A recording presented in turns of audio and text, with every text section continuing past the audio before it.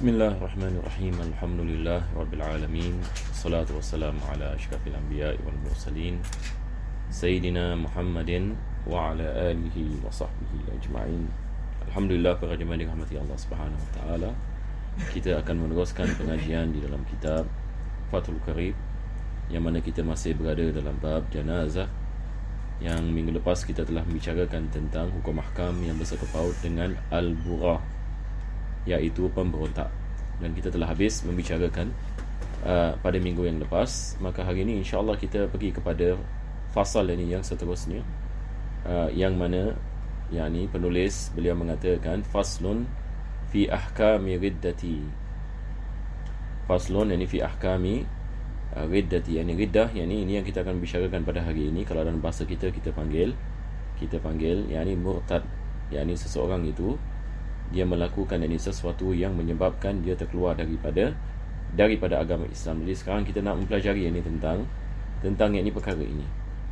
Dan ini merupakan daripada perkara ini yang penting kita sebagai seorang Muslim harus kita membezakan apakah perkara yang mendatangkan kekufuran dan perkara yang tidak mendatangkan kekufuran, supaya kita berjaga-jaga kita tidak terjebak, na'udzubillah min zalik, dalam ini kekufuran yang menyebabkan seorang Muslim terkeluar daripada agama Islam. Dan barang siapa yang terkeluar daripada agama Islam, maka segala yang amalannya akan dihapuskan, yakni dia tidak akan mendapatkan apa-apa yang pahala atas apa yang dia telah kerjakan selama yakni dia dalam keadaan Islam.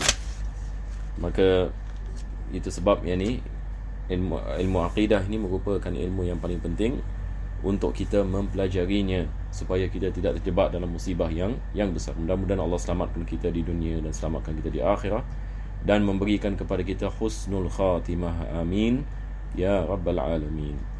Maka perkara yang pertama penulis ini mengatakan wahia afhashu anwa'il kufri, yakni riddah ini ataupun yakni murtad, dia merupakan jenis yakni kekufuran yang paling dahsyat sekali. Jenis yakni kekufuran yang paling yakni dahsyat, sebab yakni ia mengeluarkan seseorang itu yakni daripada yakni agama Islam setelah yakni dia beragama Islam. Maka beliau mengatakan wa ma'naha luratan, dalam segi bahasa makna riddah, yakni riddah ini adalah perbuatan yakni kufur itu, yakni ar-ruju' 'ani syai'. Dalam segi bahasa dia adalah kembali atas sesuatu, kembali yakni atas sesuatu ila ghairihi, kepada lainnya. Yakni dia keluar dari satu perkara kemudian pergi yakni kepada perkara yakni yang lain. Wa syara'an, dalam segi syarak maksudnya adalah qat'ul Islam bi niyyati kufrin, yakni mengeluar daripada agama Islam dengan niat kekufuran, atau qauli kufrin, ataupun sama ada dengan niat ataupun dengan qaul, yakni dengan percakapan, atau fi'li kufur, ataupun yakni dengan perbuatan. Jadi berkenaan dengan masalah murtad ini, sama ada seseorang itu niat dalam hati, yakni sebagai misal dia niat yakni dia tidak percaya yakni Islam ini sama sekali, ataupun dia mengatakan yakni sesuatu yang menyebabkan dia terkeluar daripada agama Islam, ataupun dia melakukan satu perbuatan yang menyebabkan dia terkeluar daripada agama Islam. Maka penulis memberikan misal berkenaan dengan perbuatan. Dia mengatakan kasujudin li sanamin, seperti satu orang yang melakukan sujud yakni kepada berhala, kepada yakni berhala. Maka ini perbuatan ini menyebabkan seseorang itu terkeluar daripada agama Islam, sawa'un kana ala jihatil istihza', walaupun dia mengatakan saya main-main.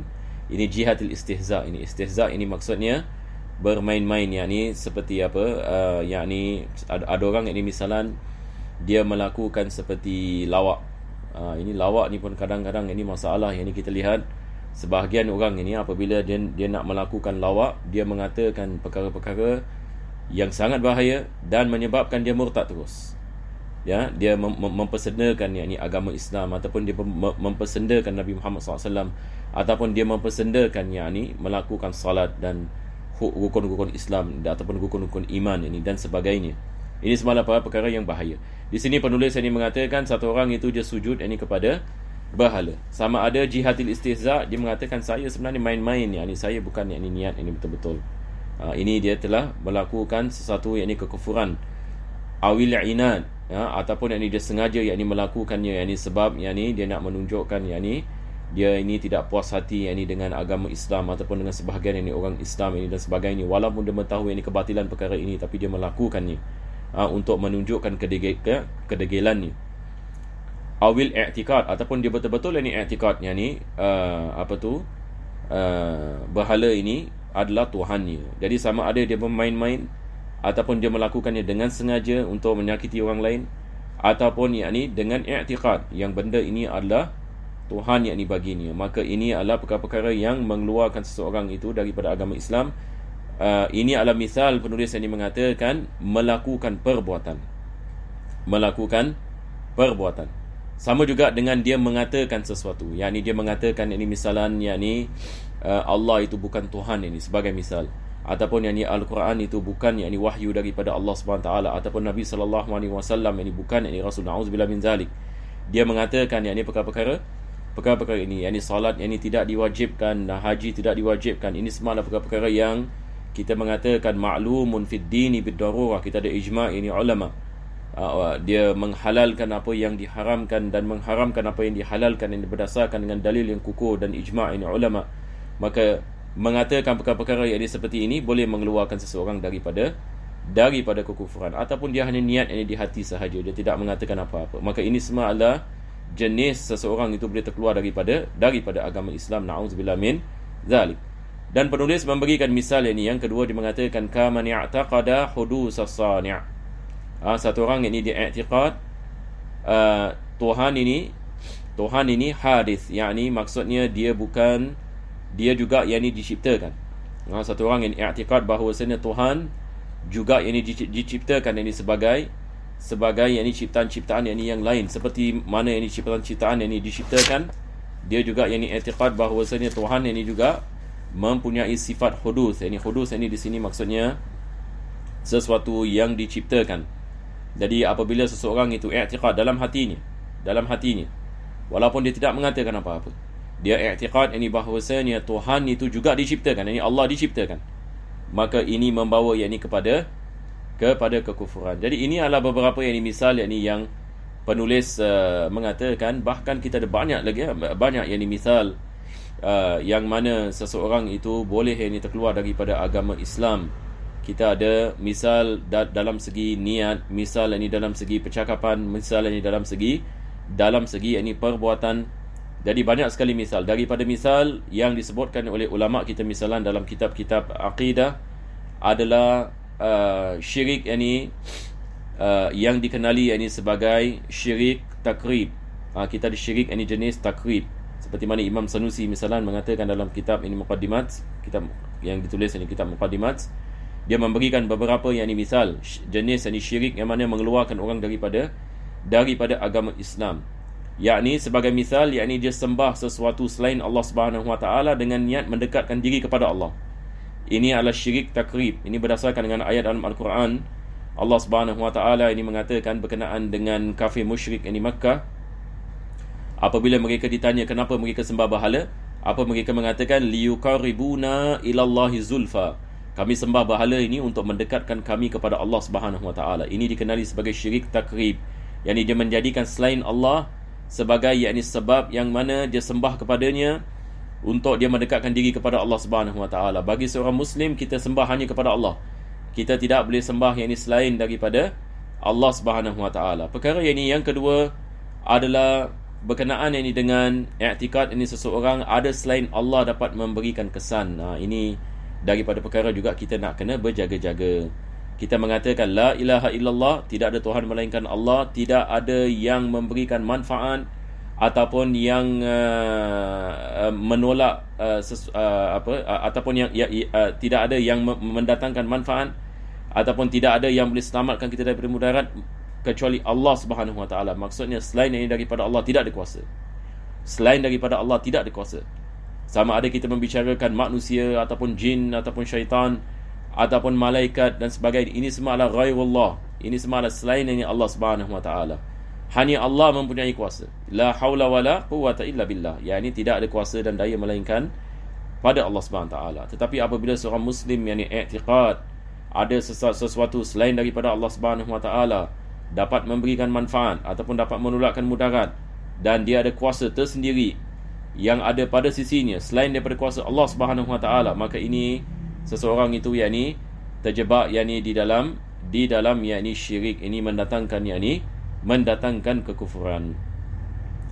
Jadi sembah selain daripada Allah Subhanahu wa taala menyebabkan seorang itu murtad, ataupun apa kita mengatakan i'tiqad yakni ada perkara selain Allah Subhanahu wa taala yang dapat memberikan kesan dan Allah Subhanahu wa taala tidak bersifat dengan sifat qidam, ini seperti mana penulis ini mengatakan yakni dia diciptakan dan sebagainya. Ini semalah daripada misal seseorang itu terjebak yakni di dalam yakni terkeluar daripada agama Islam. Selepas itu penulis juga membicarakan tentang perkara menghalalkan apa yang diharamkan dan mengharamkan yakni apa yang dihalalkan. Kita baca apa yang disebutkan oleh beliau. Beliau mengatakan wa man irtadda 'anil islami, barang siapa yang murtad, yang terkeluar daripada agama Islam disebabkan dia mendatangkan fahaman-fahaman itu dan dia telah melakukan syirik kepada Allah SWT yang menyebabkannya terkeluar daripada agama Islam, sama ada dalam segi niat ataupun dalam segi percakapan ataupun dalam segi perbuatan, min rajulin aw imra'atin, sama ada dia seorang lelaki ataupun wanita, tidak ada beza, sama ada dia lelaki ataupun dia wanita. Kaman, dan ini misal seperti orang ankara wujud Allah, seorang mengingkari wujudnya Allah, dia mengatakan Allah tidak wujud, maka ini murtad, dia terkeluar daripada agama Islam. Kalau dia asalnya muslim yakni, kalau dia asalnya muslim, dia mengatakan Allah tidak wujud, sama ada dengan dia i'tiqad ataupun dia mengatakan dengan jazm, dia mengatakan saya tidak beriman kepada wujudnya Allah, na'udzubillah min zalik. Au kadzdzaba rasulan min rusulillah, dia mengatakan Nabi Isa AS ini tak betul, ataupun seorang nabi yang disebutkan dalam Al-Quran, dia mengatakan ini bukan yakni nabi, ataupun na'udzubillah min zalik, satu orang yakni mengingkari nubuwah Nabi Muhammad sallallahu alaihi wasallam. Seorang ini mengatakan dia bukan yakni seorang nabi ataupun dia bukan seorang rasul, ataupun dia mengingkari yakni Al-Quranul Karim. Au halala muharraman bil ijma', dia menghalalkan satu perkara yang diharamkan dengan ijma'. Seperti apa? Sekarang yakni misalan kita lihat ada perkara-perkara yakni yang Allah Subhanahu wa taala mengharamkan, dan pengharaman ini kita tidak ada khilaf di dalamnya. Kita ada ijma' yakni ulama, semua yakni ulama Islam ini bersepakat. Kita ada dalil yakin daripada Quran dan sunnah dan ijma' atas yakni pengharaman ini. Dia memberikan misal seperti apa? Kazina. Satu orang ini na'udzubillah ini dia mengatakan zina itu halal. Satu orang ini mengatakan zina itu halal. Zina ini dia adalah pengharaman ijma' ini ulama. Semua yang ulama Islam mengatakan yani ijma' itulah perkara zina itu perkara yang haram. Allah mengatakan wala taqrabuz zina, janganlah kamu mendekati zina, dan kita ada banyak hadis-hadis Nabi SAW yang membicarakan tentang perkara ini. Maka barang siapa yang menghalalkan zina, maka dia telah murtad. Begitu juga wasyurbil khamri, minum arak, barang siapa yang ini mengatakan minum arak itu halal, maka dia telah melakukan satu perbuatan yang mengeluarkannya daripada agama Islam. Apa sebabnya? Sebab ini kita mengatakan ma'lumun fid dini bidarurah, dia dikenali dalam agama yakni dengan darurah. Maksudnya semua ini lapisan masyarakat yang ini memahami akan pengharamannya. Kita tanya budak kecil, ini budak kecil juga ini mengetahui ini tentang pengharamannya. Kita tanya orang jahil juga mengetahuinya. Ini adalah sesuatu yang diketahui yakni di dalam yakni agama dengan terang, dan kita tidak ada khilaf, dan ini adalah berdasarkan dengan ijma' dan dalilnya yang kuat daripada Quran dengan sunnah dan sebagainya. Dan kita lihat yakni apa yang berlaku zaman sekarang, ada orang yakni yang menghalalkan minuman arak. Ini bukan perkara yang misal yang disebutkan oleh penulis. Kesemuanya ini berlaku ini pada zaman yang kita tinggal hari ini. Kita ada orang dari yang mengaku dirinya sebagai ulama ini dan sebagainya, memakai ini pakaian ini Islam sebagainya. Maka dia mengatakan misalan di social media ke, ataupun yang ini dia di dalam ini video dan sebagainya, dia mengeluarkan kata-kata yang ini sebagai misal, yang ini dia mengatakan arak itu sebenarnya adalah halal. Kalau sekiranya dia memabukkan sahaja, maka baru yang ini ia diharamkan. Maka ini berlaku ini pada zaman yang ini yang kita tinggal. Begitu juga ada orang yang ini menghalalkan zina. Ada orang yang ini menghalalkan yang ini zina, menghalalkan misalan dating, menghalalkan misalan keluar berdua-duaan, menghalalkan ini misalan yang ikhtilat, iaitu berduduk dekat-dekat ini dan sebagainya. Ini semua perkara-perkara yang diharamkan, tapi kita hidup ini pada zaman yang kita lihat hatta perkara-perkara seperti ini berlaku kekeliruan di kalangan masyarakat. Maka kalau sekiranya benda yang diharamkan itu merupakan benda yang ijma', seperti mana kita mengatakan ma'lumun fid dini bidarurah, ini yang penulis ini mengatakan seperti menghalalkan zina wa syurbil khamri, minum arak. Begitu juga kita ada misalan riba, masalah riba. Ada orang ini menghalalkan riba, maka ini membawa kepada kekufuran. Menghalalkan sesuatu yang diharamkan oleh Allah Subhanahu wa taala, oleh Nabi sallallahu alaihi wasallam, dan kita ada ijma' ulama dan sebagainya. Maka ini yang menyebabkan seorang terkeluar daripada agama Islam ataupun rukun-rukun Islam. Dia mengatakan zakat ini tidak diwajibkan, puasa pada bulan Ramadan tidak diwajibkan. Maka ini semua adalah kita mengatakan dia telah mengingkari sesuatu yang maklum di dalam agama, satu yang diketahui akan pensyariatannya di dalam agama. Jadi di sini penulis ini mengatakan au kadzdzaba rasulan min rusulillah au halala muharraman bil ijma'i kazina wa syurbil khamri. Jadi dia memberikan misal seperti zina dan meminum arak, au harrama halalan bil ijma', ataupun dia mengharamkan apa yang dihalalkan dengan ijma'. Seperti apa? Kan nikahi wal bai'.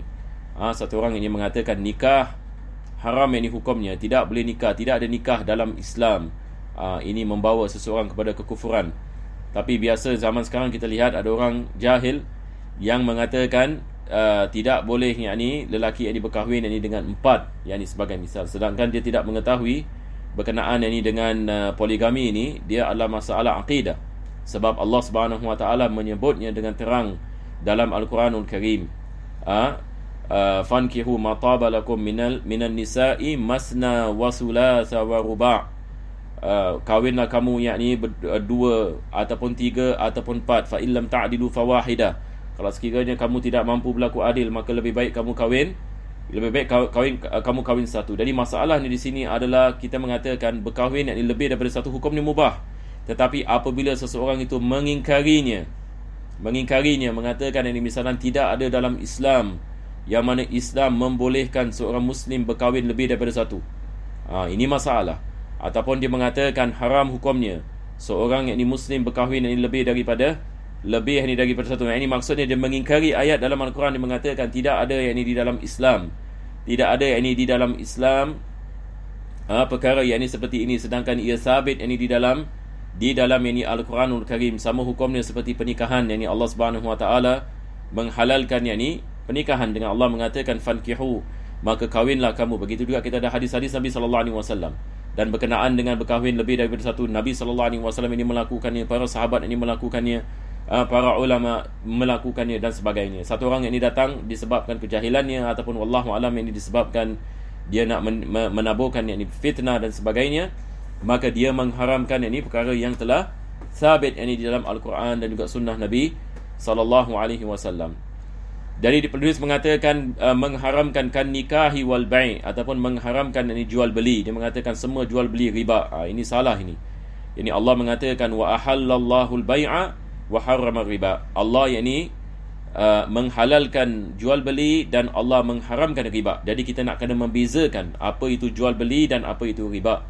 Kita tidak boleh mengatakan semua jenis jual beli itu adalah riba. Ini kita telah mengharamkan apa yang dihalalkan oleh Allah. Ini juga masalah.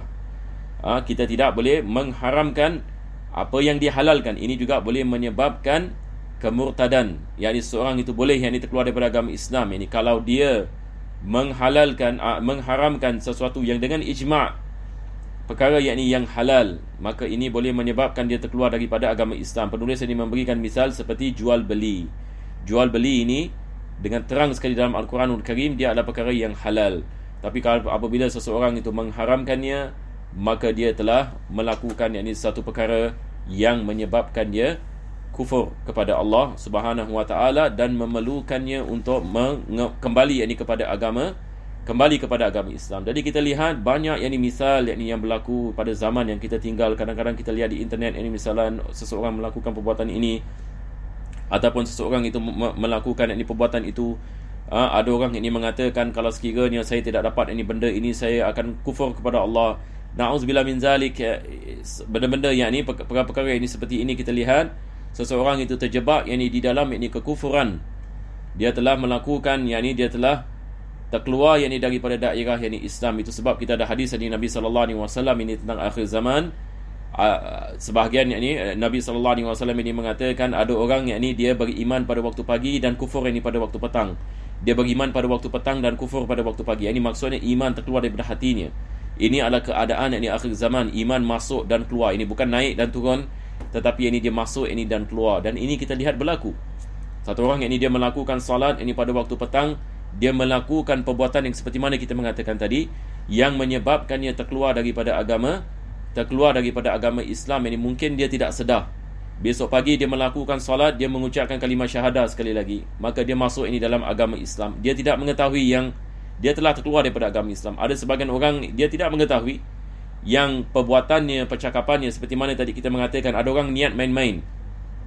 Ada orang ini niat main-main, yakni dia mencaci Nabi sallallahu alaihi wasallam, tapi dia mengatakan this just a joke. Dia mengambil retorik ini orang barat ini kadang-kala mereka ni kadang-kala akan mempersendakan agama mereka sendiri. Itu adalah mereka punya culture. Tapi masalahnya ini orang Islam terbawa-bawa ini dengan culture seperti ini, yakni mempersendakan, yakni demi yakni untuk orang ketawa sebagai misal.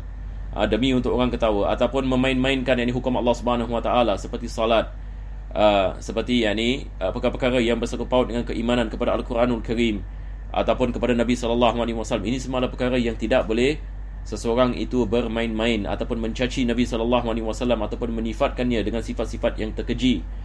Maka ini semua adalah perkara yang boleh menyebabkan seseorang itu keluar daripada agama Islam.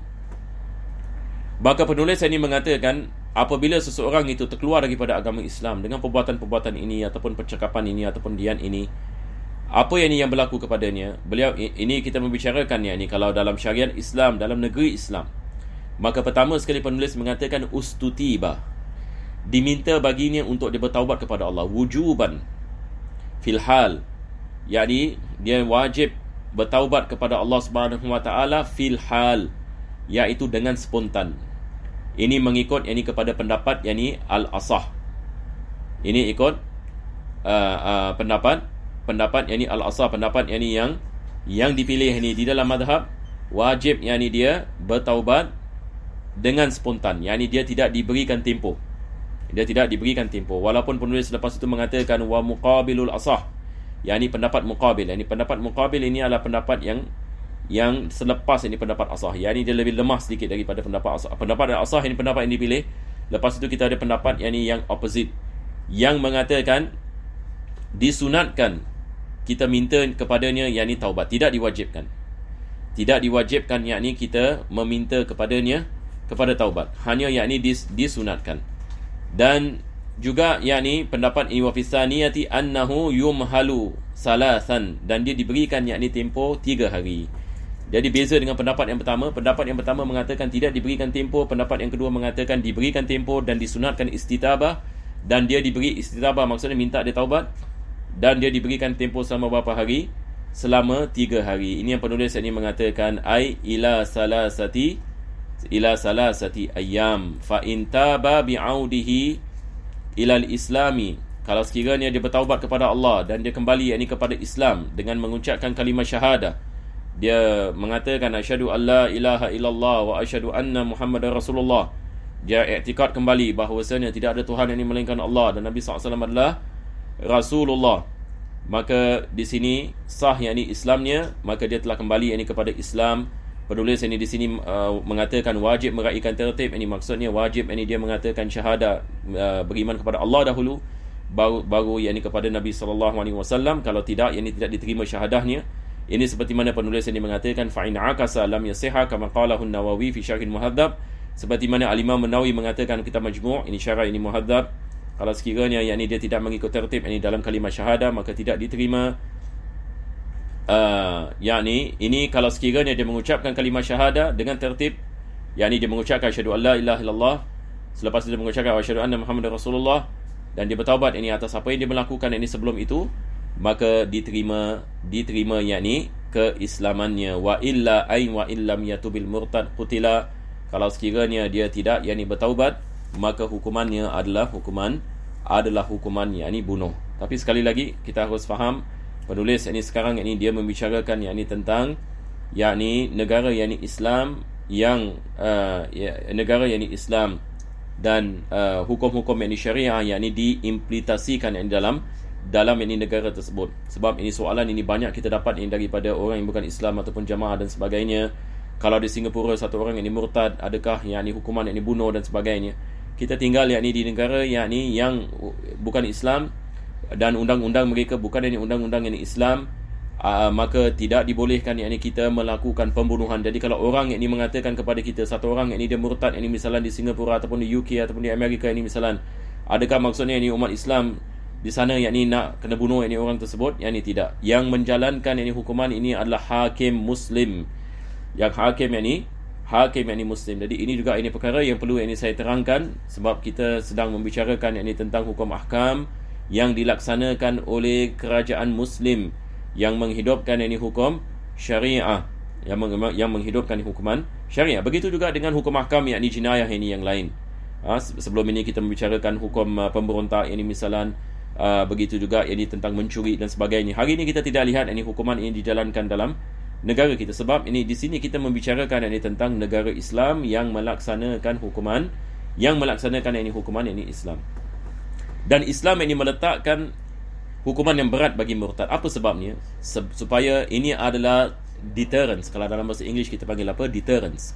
Orang kalau tahu yakni dia akan dibunuh kalau dia murtad, dia mungkin yakni murtad tapi dengan senyap-senyap, dia tidak akan bilang orang. Ini hikmah ni. Berkenaan dengan masalah murtad ini, hatta zaman sahabat Nabi berlaku murtad. Tabi'in yakni berlaku zaman tabi'in berlaku murtad. Yakni maksudnya orang yang melakukan murtad ini wujud hatta pada zaman yang kegemilangan Islam. Akan tetapi bezanya adalah pada ketika itu mereka tidak berani mengisytiharkan. Apa sebabnya? Sebab ini mereka takut ini kepada hukuman. Beza dengan zaman sekarang. Zaman sekarang satu orang ini murtad, dia bikin YouTube channel, dia mengisytiharkan ini kemurtadannya dan dia mengajak orang lain ini untuk sama-sama yakni murtad. Maka hikmah ini kita lihat dalam negeri Islam menjalankan ini hukuman Islam yang keras yakni kepada hukuman yakni murtad ini, supaya deterrence, supaya orang yakni tak berani yakni untuk nak menzahirkan kemurtadannya. Sebab kalau itu berlaku, ditakuti orang lain pun juga yakni akan mengikutinya. Kalau dia berdakwah kepada orang Islam yang lain supaya sama-sama yakni kufur, maka di sini untuk menjaga maslahat yakni agama bagi umat Islam dalam negeri Islam, maka dikenakan hukuman yakni seperti ini. Jadi ini adalah hikmah yakni di sebaliknya. Kalau sekiranya ada orang yang menanyakan kenapa yakni dalam Islam ada hukuman keras yakni seperti ini, sebab salah satu daripada maqasid syariah adalah menjaga agama. Itu sebab yakni hukuman-hukuman yakni seperti ini diletak supaya kita dapat yakni menjaga agama. Kalau tak yakni siapa-siapa yakni boleh yakni murtad dan sebagainya. Selepas itu yakni dia bikin grup dan dia berdakwah orang lain yang sama-sama murtad. Ini akan menyebabkan yakni fitnah ini di dalam ini masyarakat. Maka hakim yakni muslim yakni harus yakni mengambil tanggungjawab ini untuk menghentikan ini perkara ini dan berdakwah di jalan Allah Subhanahu Wa Taala. Kita berhenti ini di sini insya-Allah taala, dan kita akan sambung insya-Allah pada minggu yang akan datang ini daripada sini. Alhamdulillahirabbil alamin. Allahumma salli wa sallim ala sayyidina Muhammad wa ala ali sayyidina Muhammad. Rabbana atina fid dunya hasanah wa fil akhirati hasanah wa qina adzabannar. Sallallahu ala sayyidina Muhammadin wa ala alihi wa sahbihi